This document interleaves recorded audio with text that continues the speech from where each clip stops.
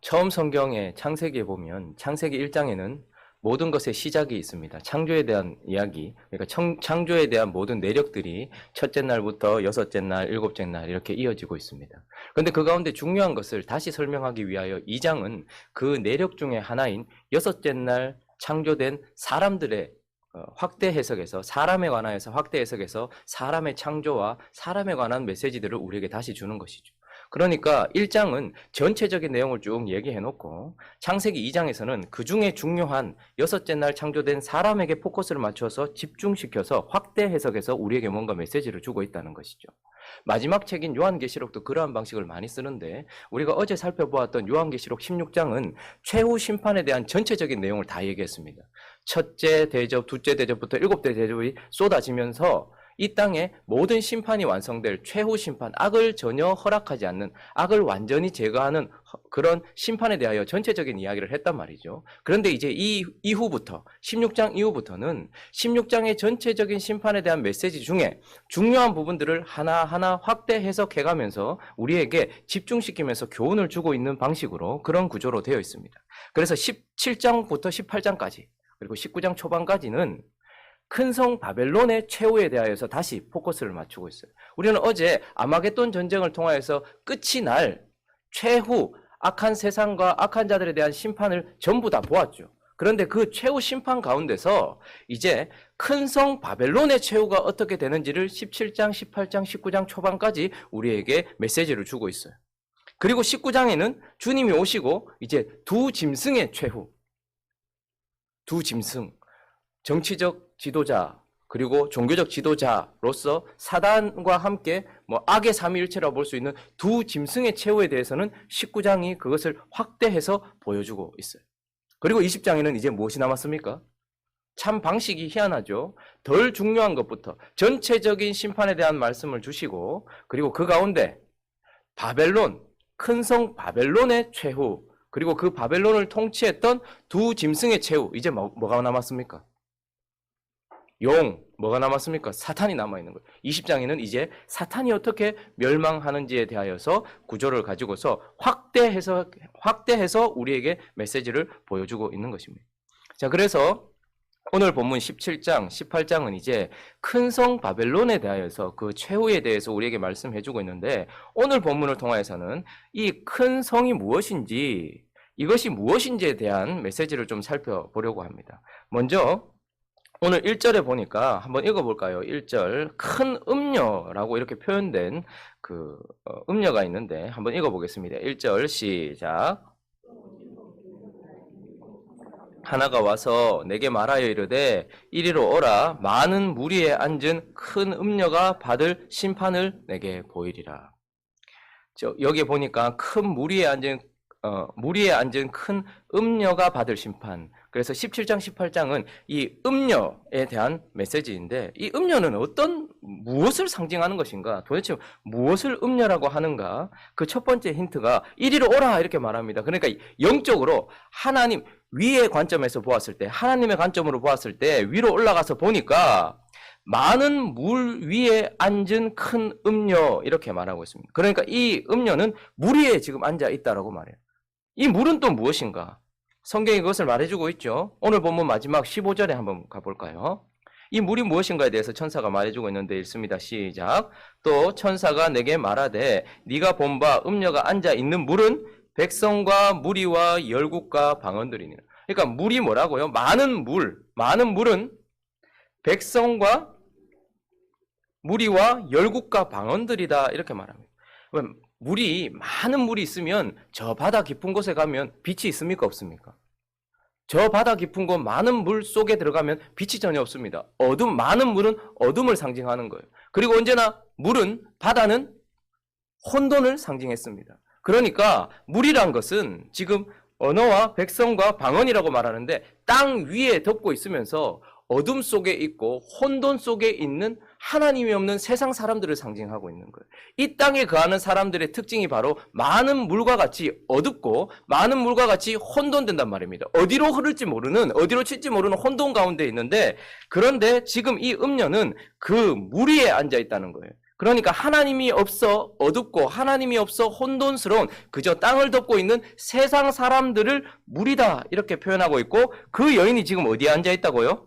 물 위에 앉아 있다. 이 말은 무슨 말입니까? 큰 음녀는 그 세상 사람들 위에서 역사하는 힘이다. 이것을 우리에게 먼저 말해주고 있죠. 이 음녀의 특징은 바로 세상 사람들 위에서 군림하면서 세상 사람들에게 역사하고 있는 어떤 힘을 말하고 있는 것입니다.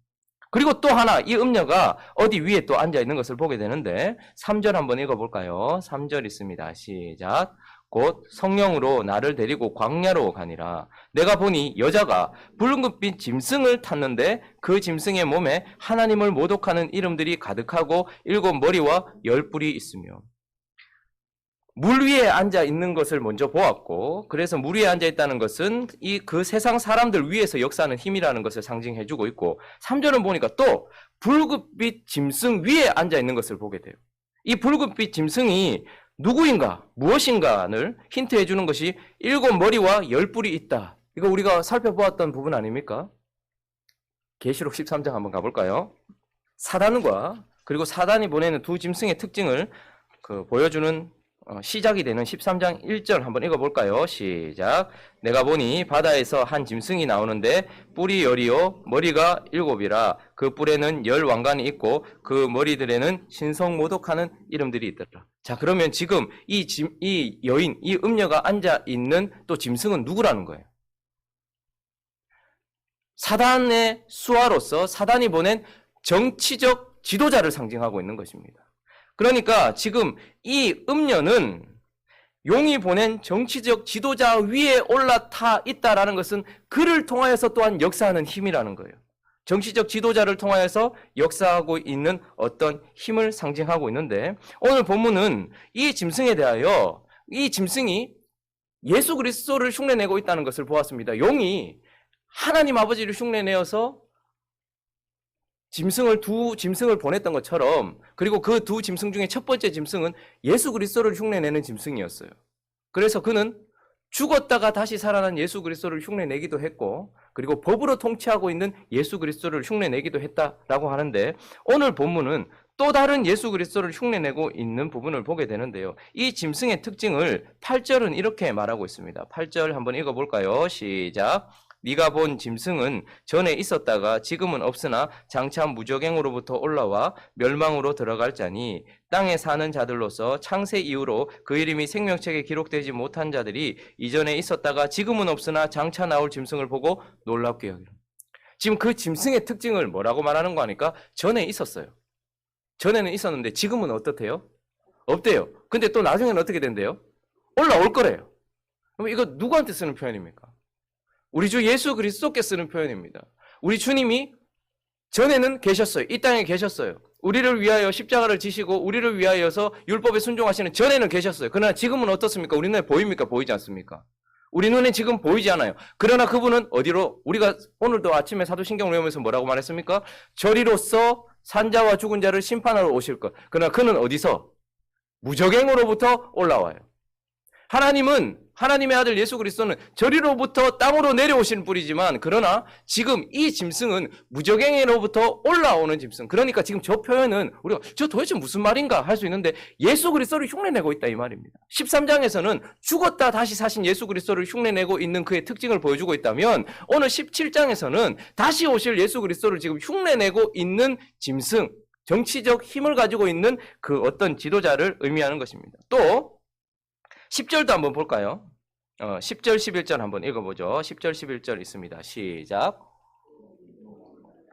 다섯은 망하였고 하나는 있고 다른 하나는 아직 이르지 아니하였으나 이르면 반드시 잠시 동안 머무르리라. 전에 있었다가 지금 없어진 짐승은 8째 왕이니 7 중에 속한 자라. 그가 멸망으로 들어가리라. 이건 또 무슨 말인가? 많이 어렵게 느껴지죠? 그런데 이게 상징적인 의미고 그림적인 의미고 문해적인 표현이라고 한다면, 이 10절에 보니까 이 짐승이 7 머리를 가지고 있다고 했잖아요. 이 7 머리를 가지고 있는데 그 7 머리는 10절에 보니까 7 왕이래요. 그런데 그 7 왕 중에 5은 이미 지나가 망했어요. 그러니까 이 짐승은 정치적 지도자를 상징하는 것이잖아요. 그러니까 이 정치적 지도자를 상징하는 이 이 짐승이 이미 5 왕이 지나갔어요. 그리고 하나는 있고 이제 뭐가 남았다는 거예요. 또 하나가 남았다라고 말하면서 11절의 표현을 보십시오. 전에 있었다가 지금 없어진 짐승은 또 8째 왕이래요. 8이라는 숫자를 제가 뭐로 말씀드렸습니까? 새 창조를 이루시는 예수 그리스도께. 그래서 예수 그리스도를 표현할 때는 888이라는 숫자를 썼죠. 왜냐하면 7은 완전수, 하나님의 완전수 안식의 수예요. 근데 그 안식을 지나면 뭡니까? 8, 새 창조의 수예요. 그러니까 지금 그가 8째 왕이래요. 그런데 8번째로 오는데 7 중에 속했대요. 그러니까 7 중에 하나 이미 망했었는데, 이미 망했었고 죽었었는데 7 중에 하나가 8번째로 온다는 말은 부활하신 예수 그리스도를 흉내내고 있다는 그 표현을 지금 하고 있는 것입니다. 그러니까 7이 있었어요.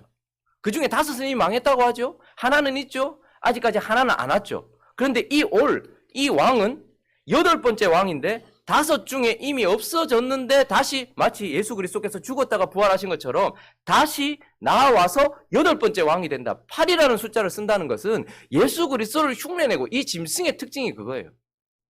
2번째 땅에서 올라온 짐승은 성령을 흉내내고 있다면, 지금 이 짐승, 17장에 나오고 있는 이 짐승은 죽었다가 다시 사신 예수 그리스도, 그리고 전에는 계셨으나 지금은 보이지 않고 장차 오실 예수 그리스도를 흉내내고 있고, 그리고 죽었다가 다시 살아서 8이라는 숫자를 쓸 예수 그리스도를 흉내내고 있는 짐승이다. 이렇게 우리에게 말하고 있는 것입니다. 그래서 예수님을 흉내내는 권세가 라는 특징을 가지고 있는 이 짐승, 그러나 또 이 짐승의 특징이 무엇이냐면 우리가 방금 보았던 것처럼 10절에 보니까 이 짐승은 7 머리를 가지고 있대요. 이 말은 그가 7 머리를 가지고 있다는 것은 표현이 9절 10절 다시 한번 읽어볼까요? 9절 10절 시작. 지혜 있는 뜻이 여기 있으니 그 7 머리는 여자가 앉은 7 산이요 또 7 왕이라, 이렇게 표현하고 있어요. 자, 뭐라고 말합니까? 지금 그 7 머리는, 그 짐승이 7 머리를 가지고 있다는 것은 지금 권세자들이 그를 통해서 계속해서 시대별로 나타날 것이다, 이 말을 의미하는 거잖아요. 그러니까 한 왕을 말하는 것이 아니라 어떤 왕들이 일어났다가 5이 어떻게 되었대요? 망했대요. 이 말은 무엇입니까? 한시적인 힘을 가지고 있었던 어떤 왕이 일어났다가 망하고 또 일어났다고 망하고, 마치 꽃이 피었다가 지는 것처럼 우리 주 예수 그리스도는 변함없는 통치권을 가지고 계신 영원한 왕이지만, 이 짐승은 머리가 하나가 또 사라지고 있었다가 사라지고 있었다가 사라지는 한시적인 힘을 가지고 있는 유한한 어떤 이 땅의 통치자를 상징하는 것이고, 이미 5은 망했대요. 이 말은 무슨 말입니까? 지금까지 일어났던 그 정치적 지도자들이 계속해서 어떻게 됐다는 거예요? 피고 지었다, 이 말입니다. 피고 지고. 그래서 이 5 왕, 망한 5 왕과 지금 있는 왕, 그리고 앞으로 올 왕을 이런 식으로 해석하기도 합니다. 예를 들면은 그 7 산 위에 앉아 있다고 하니까 7 산, 7 왕 이렇게 말하잖아요. 그래서 그 당시는 로마 시대니까 그 로마에 일어났던 7 왕들을 거기에 빗대기도 해요. 그래서 뭐 1번째 왕, 2번째 왕, 3번째 왕, 이렇게 로마의 황제를 비유하기도 합니다. 그러나 사실 요한의 시대는 7번째 왕이 아니었어요. 도미티안이 아니었단 말입니다. 그러니까 7째는 도미티안도 아니니까 그렇게 어떤 지칭하여 어떤 한 지도자를 말하는 것이 아니라 시대마다 일어나는 왕을 짐승으로 표현하고 있는 거예요. 그런데 7 머리가 있다는 것은 그 짐승이 유한하더란 말입니다. 바벨론 시대에도 일어났다가 망하더라는 거죠. 그래서 또 어떤 사람들은 이걸 나라로 해석하기도 합니다. 그래서 망한 5 왕들을 이렇게 표현해요. 첫 번째는 이집트, 애굽, 2번째는 바벨론, 3번째는 아수르, 4번째는 아수르, 그 다음에 바벨론. 그죠? 이집트, 아수르, 바벨론, 그리고 어떻게 해요? 페르시아, 그리고 뭐요? 그리스. 이렇게 5개 이미 망했고, 그리스 다음에 뭡니까?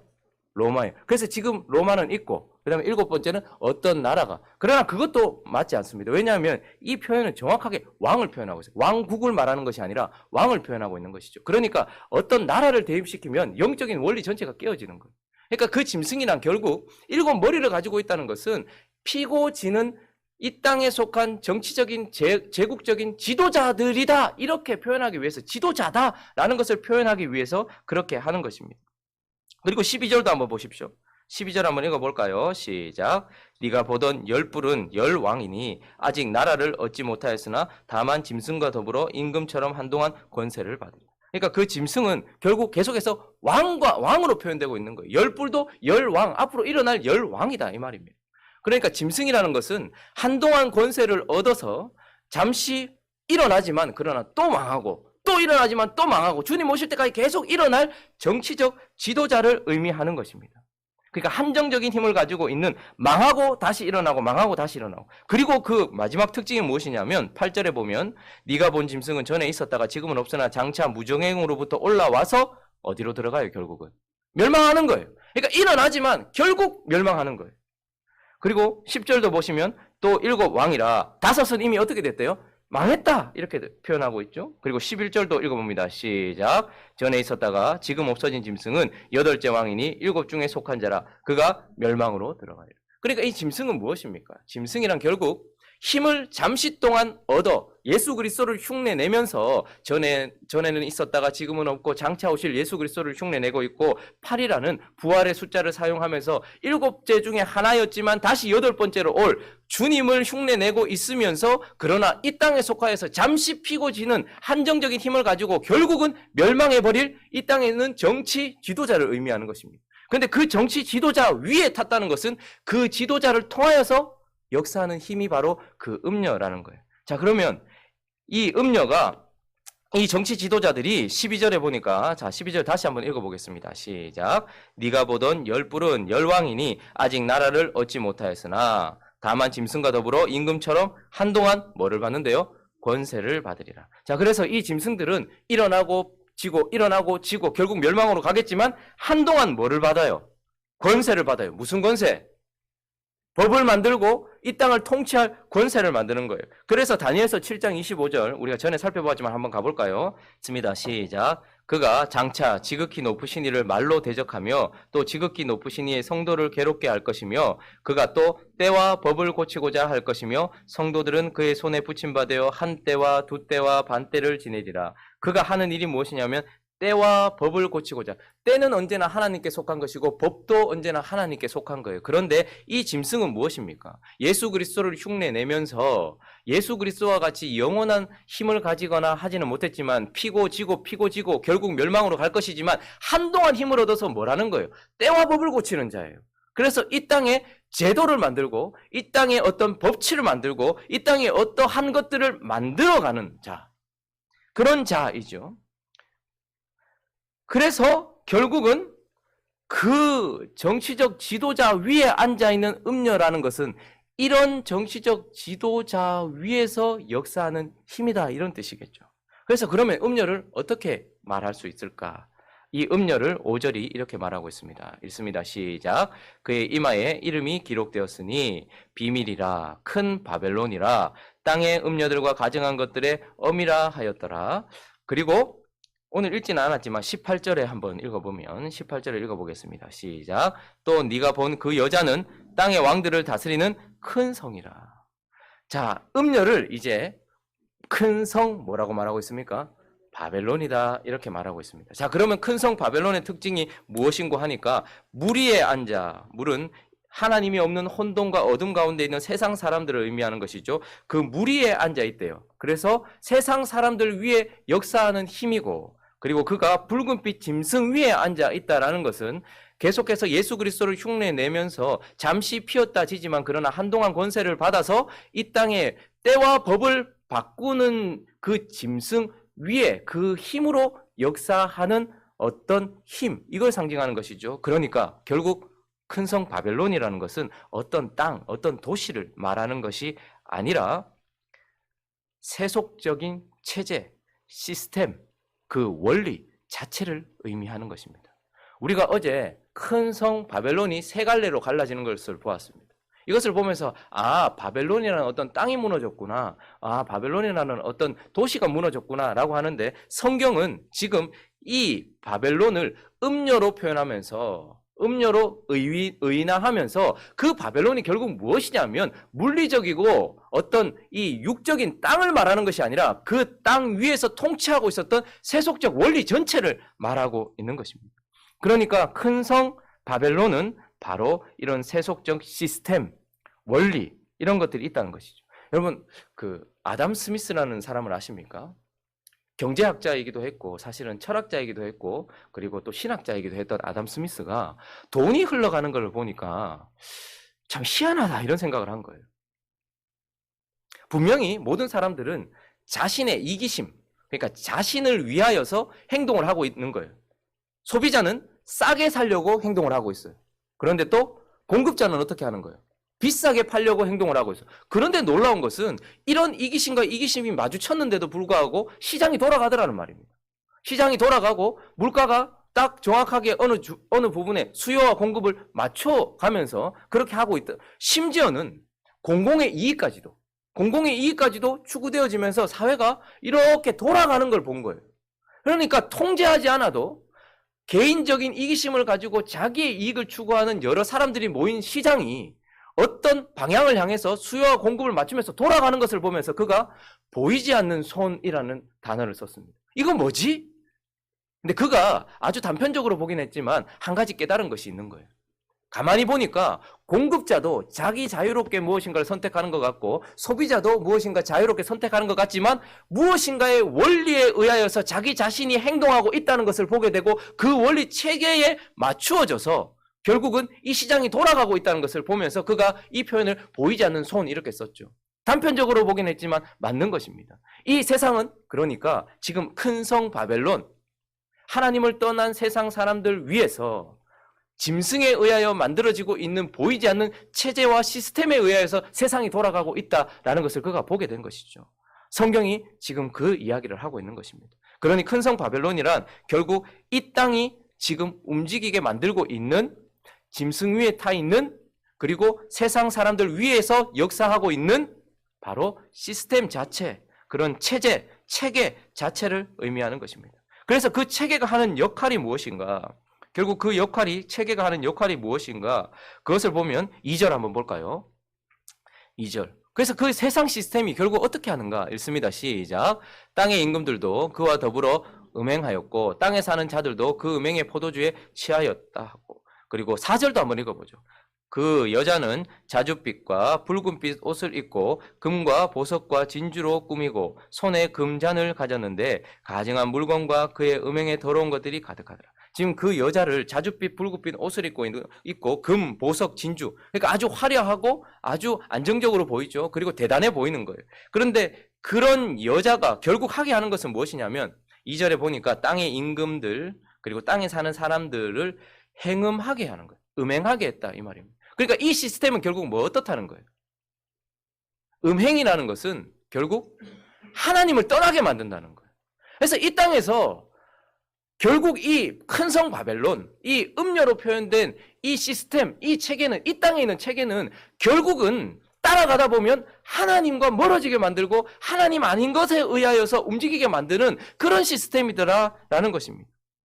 그래서 그 여자는 자줏빛 옷을 입고 있어요. 자줏빛 옷이라는 것은 무엇입니까? 통치자들이 입는 옷을 상징하는 것입니다. 그 음행의 포도주에 취했다라는 것은 지배를 받는다는 거예요. 그래서 세상 사람들은 그 여인을 보니까 이렇게만 하면 금과 보석과 진주로 꾸민 그런 모습으로 내가 살아갈 것이다 생각되어서 그 체계와 그 시스템과 그것을 따라가려고 한단 말입니다. 그러나 그것은 결국은 세상 사람 눈으로 보았을 때는 나쁜 게 아니에요. 그 시스템 자체는 더럽고 추악한 것이 아닙니다. 그저 하나님의 관점으로 보았을 때 하나님과 멀어지게 만드는 시스템이라는 말이죠. 반인륜적이거나 반도덕적이지 않아요. 이 땅에 있는 시스템이 그렇지 않습니다. 그저 하나님과 멀어지게 만드는 시스템이라는 거죠. 그래서 이 체제는 첫 번째 특징이 땅의 사람들을 유혹하여서 하나님을 떠나는 음행을 하게 만드는 시스템이고 또 하나 그 역할이 있는데 그것은 바로 6절입니다. 6절에 있습니다. 시작. 또 내가 보매 이 여자가 성도들의 피와 예수의 증인들의 피에 취한지라 내가 그 여자를 보고 놀랍게 여기고 크게 놀랍게 여기니. 그리고 또 이 여인이 하는 것은 무엇이냐면 성도들의 피와 예수의 증인들의 피에 취했다. 이 말은 무슨 말입니까? 이 체제를 따라가지 않는 거예요. 따라가다 보니까 성공은 하겠는데 주님은 잃겠는 거예요. 그러니까 거기에 순종하지 않은 사람들은 어떻게 되는 거예요? 그때부터 박해하는 거예요. 그래서 이 여인을 어떻게 말하고 있습니까? 그는 무슨 옷을 입었? 자줏빛 옷. 통치자의 옷을 입었을 뿐만 아니라 붉은빛 옷을 입고 있다고 말하죠. 그러니까 박해하는 거예요. 성도들을 박해하는 거예요. 시스템이 그렇다라는 것입니다. 여러분 사람들은 세상이 아주 깨끗하고 좋은 원리로 돌아가는 줄 알고 있습니다. 세상에 있는 법들은 좋은 줄 알고 있습니다. 여러분, 그냥 인간적인 관점으로 봤을 때 세상의 법들은 계속해서 발전하는 것 같아요. 그러나 영적인 관점으로 봤을 때는 이 법은요, 세상 사람들 위에 앉아 있으면서 짐승 위에 타고 있단 말입니다. 그렇기 때문에 정확하게 하나님을 떠나게 만드는 법이요, 그리고 거룩을 추구하는 자들에게는 어떻게 되는 법이에요? 박해가 되는 법이라는 말입니다.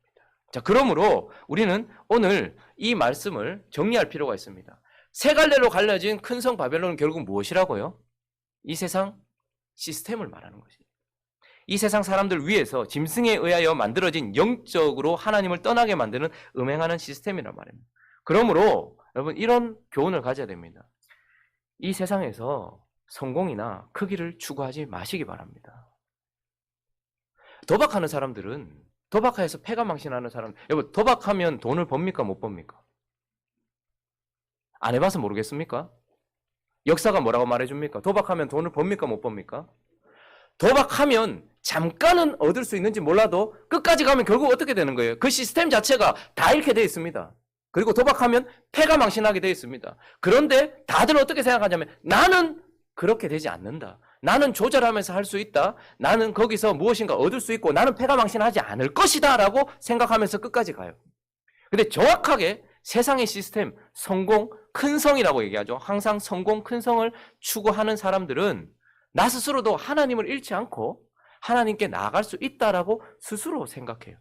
그러나 도박하는 사람들이 정확하게 돈을 잃을 시스템인 것처럼 이 땅은, 큰 성 바벨론은 그것을 추구하고 따라가면 정확하게 하나님을 잃어버릴 시스템입니다. 성공은 얻을지 몰라요. 그리고 명예는 얻을지 몰라요. 큰 성에서 많은 것을 얻을지는 몰라요. 그러나 정확하게 하나님을 잃게 될 것입니다. 자, 그러면 세상에서는 그러면 높은 자리에 가면 안 되고, 그러면 세상에서는 다 그러면 그렇게 살아야 되나?